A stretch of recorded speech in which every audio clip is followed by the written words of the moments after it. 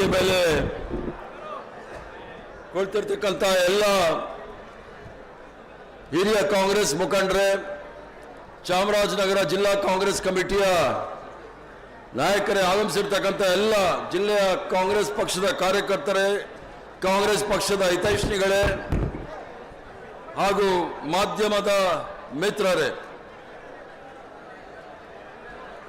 ಕರ್ನಾಟಕ ಪ್ರದೇಶ Congress committee ವತಿಯಿಂದ ಹಾಗೂ ಶಾಸಕಾಂಗ ಪಕ್ಷದ ವತಿಯಿಂದ ಯಾವ ಪ್ರಜಾಧ್ವನಿ ಕಾರ್ಯಕ್ರಮವನ್ನು ಹಮ್ಮಿಕೊಂಡಿದ್ದೀವಿ, ಅದು ಪ್ರತಿ ಜಿಲ್ಲೆಯಲ್ಲೂ ಸಹ ಪ್ರವಾಸ ಮಾಡಿ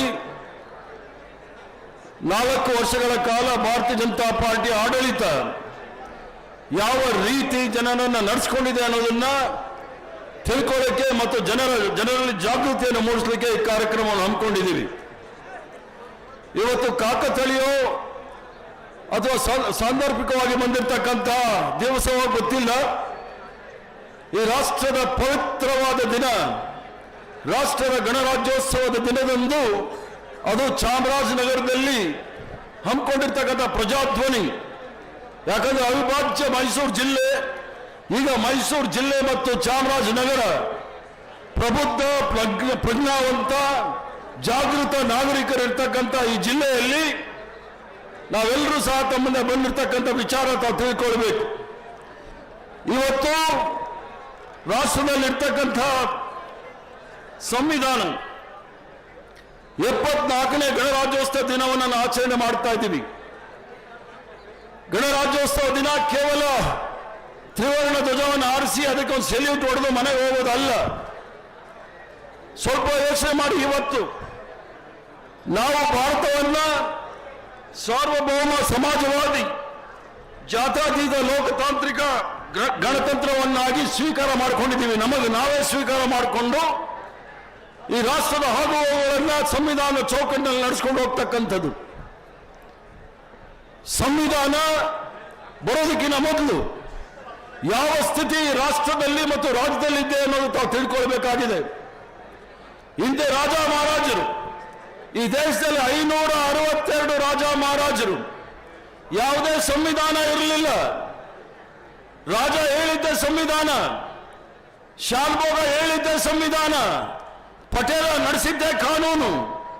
ಆ ಸಂದರ್ಭದಲ್ಲಿ ಬಡತನ, ಹಸಿವು, ದೌರ್ಜನ್ಯ ಇವೆಲ್ಲವನ್ನು ಮೀರಿ ಗುಲಾಮಗಿರಿಯ ವಿರುದ್ಧ ಸ್ವತಂತ್ರ ಹೋರಾಟದಲ್ಲಿ ಪ್ರತಿಯೊಬ್ಬರೂ ಸಹ ತ್ಯಾಗ ಬಲಿದಾನವನ್ನು ಮಾಡಿ ವಿಶ್ವದಲ್ಲೇ ಅತ್ಯಂತ ಪವಿತ್ರವಾದ ದೊಡ್ಡ ಸಂವಿಧಾನವನ್ನು ಕೊಟ್ಟಂತ ಬಾಬಾ ಸಾಹೇಬ್ ಭೀಮರಾವ್ ಅಂಬೇಡ್ಕರ್ ಅವರು ಈ ಒಂದು ದೇಶದಲ್ಲಿ ಪ್ರತಿಯೊಬ್ಬ ನಾಗರಿಕನು ಸಹ ಸಮಾನವಾಗಿರಬೇಕು, ಸಮಾನವಾದ ಹಕ್ಕಿರಬೇಕು ಅಂತ ಹೇಳಿ ಕೊಟ್ಟಂತ ಈ ಪವಿತ್ರವಾದ ಸಂವಿಧಾನವನ್ನು ನಾವು ಇವತ್ತು ಒಪ್ಪಿಕೊಂಡಿದ್ದೇವೆ.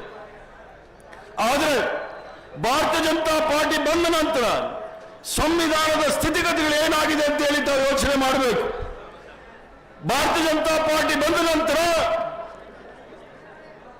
ದುರಂತ, ಕರ್ನಾಟಕ ರಾಜ್ಯದಲ್ಲಿ ಬಸವಣ್ಣನವರು, ಕುವೆಂಪುರವರು, ಕನಕದಾಸರು ಇವರೆಲ್ಲರೂ ಸಹ ಸಮಾನತೆ, ಭಾವೈಕ್ಯತೆ, ಸಾಮರಸ್ಯವನ್ನು ಸಾರಿದಂತ ಈ ಮಹಾನ್ ಪವಿತ್ರ ಭೂಮಿಯಲ್ಲಿ ಗೆದ್ದು ಹೋದಂತ MP ಉತ್ತರ ಕನ್ನಡದ ಅನಂತ್ ಕುಮಾರ್ ಹೆಗ್ಡೆ ಅವರು ಮಂತ್ರಿ ಆಗಿ ಬಹಳ ನೇರವಾಗಿ ಹೇಳಿದ್ರು, ನಾವು ಬಂದಿರತಕ್ಕಂಥದ್ದೇ ಸಂವಿಧಾನವನ್ನ ಬದಲಾವಣೆ ಮಾಡಬೇಕು ಅಂತ ಹೇಳಿ.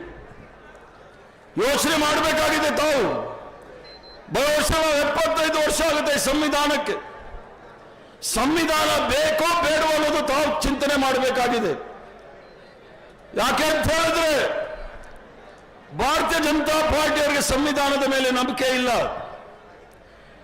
ಅವರ ಸೂತ್ರಧಾರರು ಮೋಹನ್ ಭಾಗವತರು 2015ರಲ್ಲಿ ಬಿಹಾರ ಚುನಾವಣೆಯಲ್ಲಿ ಹೇಳಿದ್ರು, ಸಂವಿಧಾನವನ್ನು ನಾವು ಬದಲಾವಣೆ ಮಾಡಬೇಕು, ಮೀಸಲಾತಿಯನ್ನು ತೆಗಿಬೇಕು ಅಂತ ಹೇಳಿ. ಯಾರಿಗೂ ಅಷ್ಟ ಮೀಸಲಾತಿ ಇದೇನು ನಿರುದ್ಯೋಗ ಸಮಸ್ಯೆ ನಿವಾರಣೆಗೆ ಇರ್ತಕ್ಕಂಥ ಮೀಸಲಾತಿ ಅಲ್ಲ, ಬಡತನ ನಿರ್ಮೂಲನೆ ಮಾಡಲಿಕ್ಕೆ ಇರ್ತಕ್ಕಂಥ ಮೀಸಲಾತಿ ಅಲ್ಲ. ಮೀಸಲಾತಿ ಇರ್ತಕ್ಕಂಥದ್ದು ನಾವೆಲ್ಲರೂ ಸಹ ಸಮಾನರು, ಯಾವುದೇ ಭೇದ ಭಾವ ಇಲ್ಲದೆ ನಾವೆಲ್ಲರೂ ಸಹ ಭಾರತೀಯರು ಅಂತಕ್ಕಂಥ ಒಂದು ಪವಿತ್ರವಾದ ಮಂತ್ರವನ್ನು ಹೇಳ್ಕೊಟ್ಟಿರ್ತಕ್ಕಂಥ ಸಂವಿಧಾನ.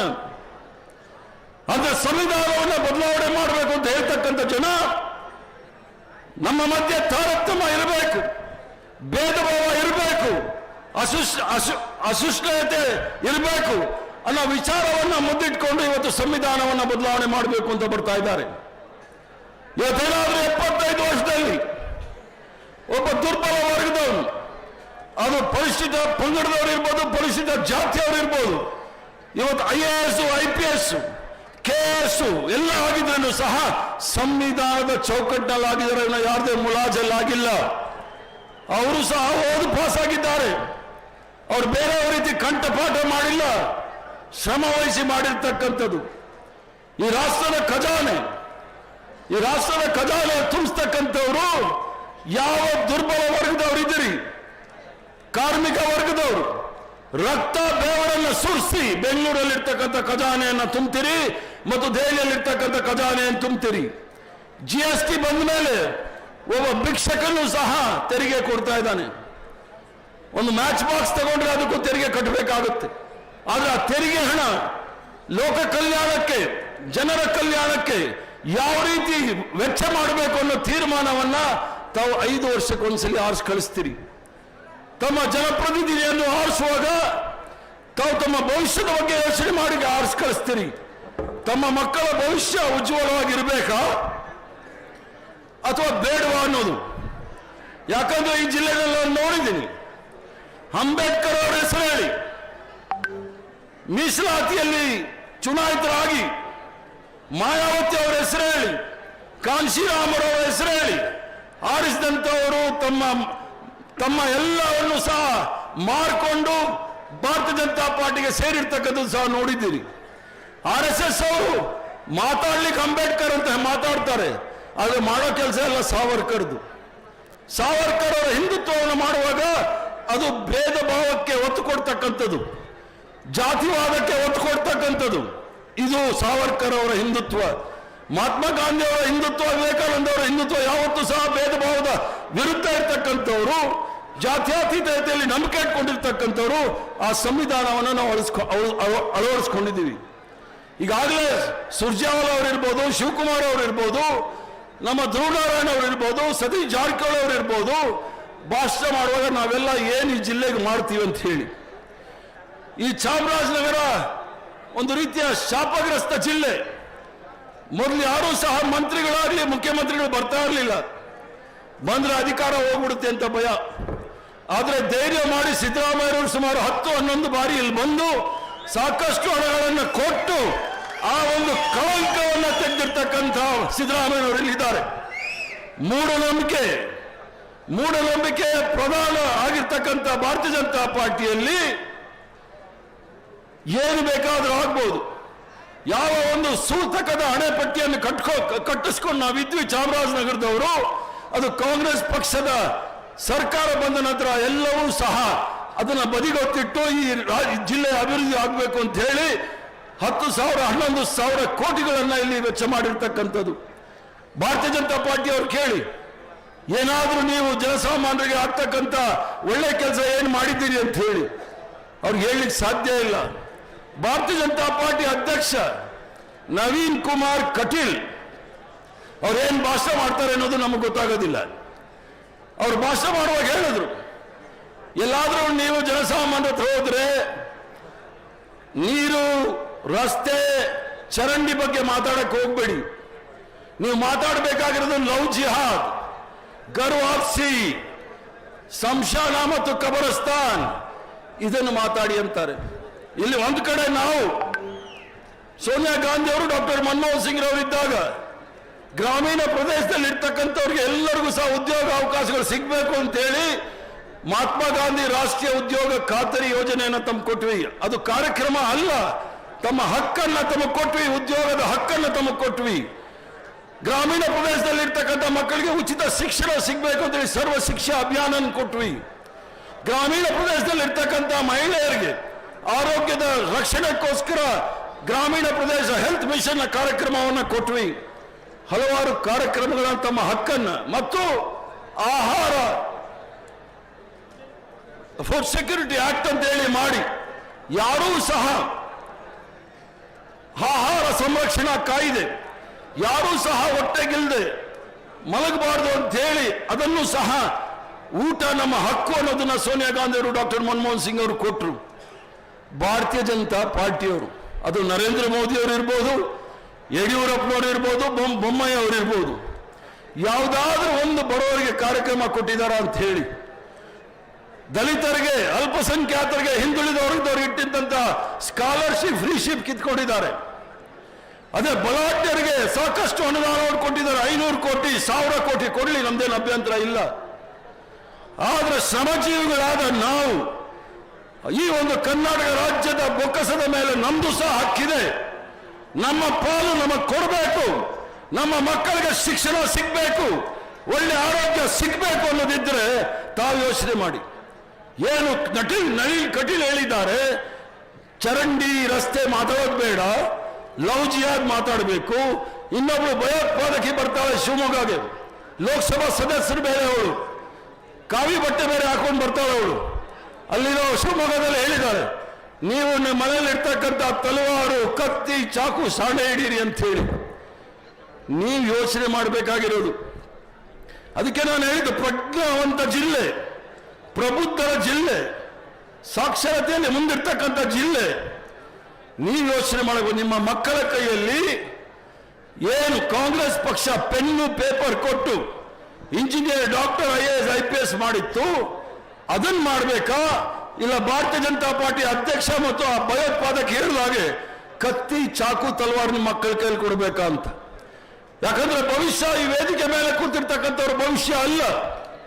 ಭವಿಷ್ಯ 5 ವರ್ಷಕ್ಕೆ ಒಂದು ಬಾರಿ ತಾವು ತಮ್ಮ ಚುನಾಯಿತ ಅಭ್ಯರ್ಥಿನ ಕಳಿಸಿದಾಗ ಅವರ ನಿಮ್ಮ ಸಮಾಜಕ್ಕೆ, ನಿಮ್ಮ ಜಿಲ್ಲೆಗೆ, ನಿಮ್ಮ ತಾಲೂಕಿಗೆ ಏನು ಒಳ್ಳೆ ಕೆಲಸ, ಅಭಿವೃದ್ಧಿ ಕೆಲಸ ಮಾಡ್ತಾರೆ ಅಂತ ಯೋಚನೆ ಮಾಡಬೇಕು. ಅದು ಬಿಟ್ಬಿಟ್ಟು ನಿಮ್ಮ ಕೈಯಲ್ಲಿ ಚಾಕು, ಚೂರಿ, ತಲವಾರು ಕೊಟ್ಬಿಟ್ಟು ನಿಮ್ಮ ಮಕ್ಕಳನ್ನ ಭಯೋತ್ಪಾದಕರು ಮಾಡಬೇಕು ಅಂತ ಏನಾದರೂ ಯೋಚನೆ ಇದೆಯಾ ನಿಮಗೆ? ಆದ್ರಿಂದ ದಯವಿಟ್ಟು ಕರೋನಾ ಕಾಲದಲ್ಲಿ ಈಗಾಗಲೇ ಶಿವಕುಮಾರ್ ಅವರು ಹೇಳಿದ್ರು, ರಾಹುಲ್ ಗಾಂಧಿ ಅವರು ಬಂದಾಗ ಭಾರತ್ ಜೋಡೋ ಯಾತ್ರೆಯಲ್ಲಿ ಆ 35 ಜನ ಯಾರು ಪ್ರಾಣವನ್ನು ಕಳ್ಕೊಂಡಿದ್ರು ಅವರೆಲ್ಲ ಕುಟುಂಬದವ್ರನ್ನ ಭೇಟಿ ಮಾಡಿದ್ರು. ಅವ್ರು ಹೇಳೋ ಸ್ಥಿತಿ ನೋಡಿದಾಗ ಆ ಒಂದು ಸಭೆಯಲ್ಲಿದ್ದಂಥ ಪ್ರತಿಯೊಬ್ಬರ ಕಣ್ಣಲ್ಲೂ ಸಹ ನೀರಿತ್ತು. ಪ್ರತಿಯೊಬ್ಬರು ಸಹ ಅವರ ನೋವು. ಯಾರಾದ್ರೂ ಒಬ್ಬ ಭಾರತೀಯ ಜನತಾ ಪಾರ್ಟಿಯವರು ಬಂದಿದ್ದಾರೆ ಕೇಳಿ? ಅವ್ರನ್ನೆಲ್ಲ ನಾವು ದತ್ತ ಹೊತ್ಕೊಳ್ತೀವಿ ಅಂತೇಳಿ ಪಕ್ಷದವರು, ರಾಹುಲ್ ಗಾಂಧಿ ಅವರು ಸಹ ಹೇಳಿದ್ದಾರೆ.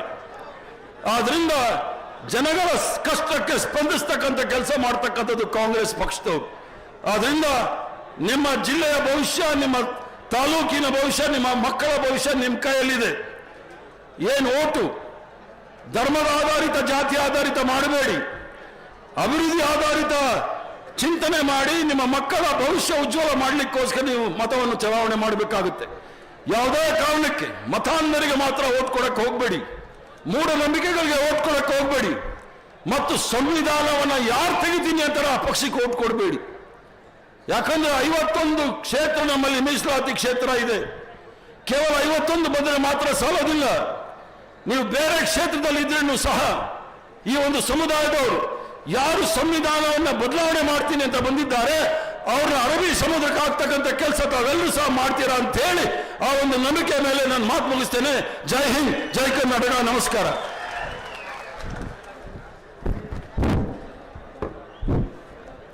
ಇದುವರೆಗೆ ಸುದೀರ್ಘವಾಗಿ ಭಾಷಣವನ್ನ ಮಾಡಿದಂತ ಕರ್ನಾಟಕ ವಿಧಾನ ಪರಿಷತ್ನ ವಿರೋಧ ಪಕ್ಷದ ನಾಯಕರು, ಕಾಂಗ್ರೆಸ್ ಪಕ್ಷದ ಹಿರಿಯ ಮುಖಂಡರು ಆಗಿರ್ತಕ್ಕಂಥ BK ಹರಿಪ್ರಸಾದ್ ಸಾಹೇಬರಿಗೆ ಧನ್ಯವಾದಗಳನ್ನ